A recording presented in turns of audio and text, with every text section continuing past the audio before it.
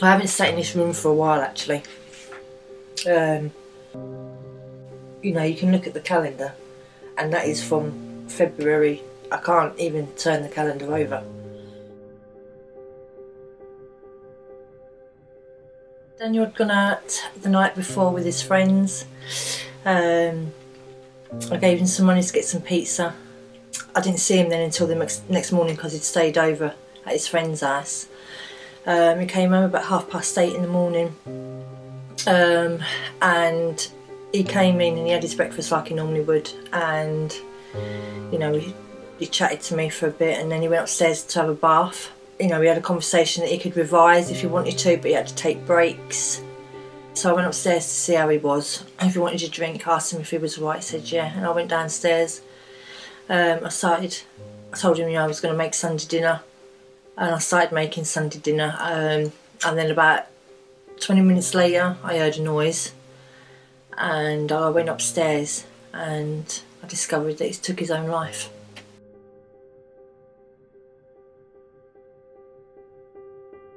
It's surreal. It's like it's happening to someone else, but you know it's happening to you. But it's like a kind of an out-of-body experience. It's just like your worst nightmare. 2 years ago, we didn't have a care in the world.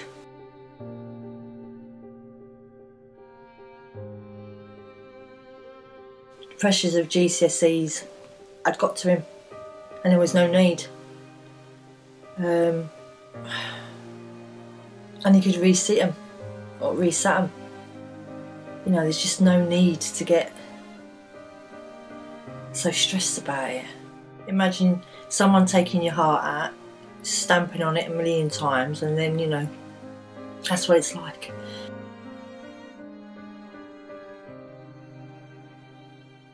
Don't plan for the future anymore, because I don't see the point now of planning for the future, because I don't know what's going to happen.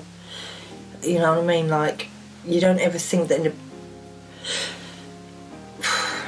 you know, everything was fine, and then the next day, boom, your life changes forever.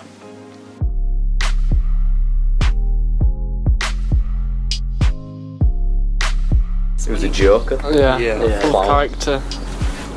Funny the majority of the time. Yeah, laid back. Yeah, laid back.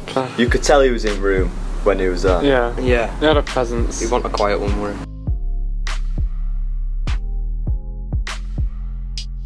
He seemed a bit off with a few weeks upcoming, but not like, you know, gave the impression that he'd do something like that. So like B's and A's, like, because I remember being sat in science lesson once, and everyone was like, oh, we're getting C's and D's and that, and then Danny was at the back of the classroom and he was like, and everyone was like, Danny got a B and an A, and we were like, what?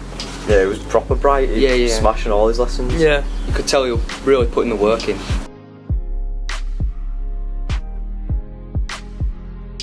Obviously revise, but don't stress as much, because I failed maths, but I've just reset it and done it. So know your boundaries. Don't push yourself too much. Don't overwork yourself. Just take it as it comes. But focus as well, because you've got to do well. You've got to take it seriously, but don't make it the end of the world. Even if there's nothing really off, even if they're not even remotely suspicious, or just the littlest things, just have a word with him, because it could be just a little thing, or it could be a major thing, and that major thing could be saving someone's life.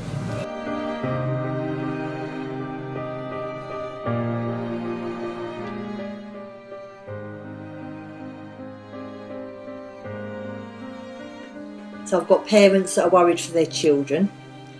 I've got GPs that are telling me that there isn't enough support for the children. And then I've got students telling me that they're worried about their exams and they feel that there's nowhere, to turn to. Personally, I don't think anyone wants to take their own life, really. It's the situation they're in that they want to end. But don't think you've ever got no one to talk to. But you have. And it's the situation you're in that you want to end. And you won't be in that situation forever. The word mental health, I've said this before, it doesn't mean you're mental, it doesn't mean you're off your head or crazy or another. you know, it's just a term that people use. It's more, you know, your emotional well-being. So don't ever feel embarrassed. You know, it's just a name, and I think there's stigma attached to it.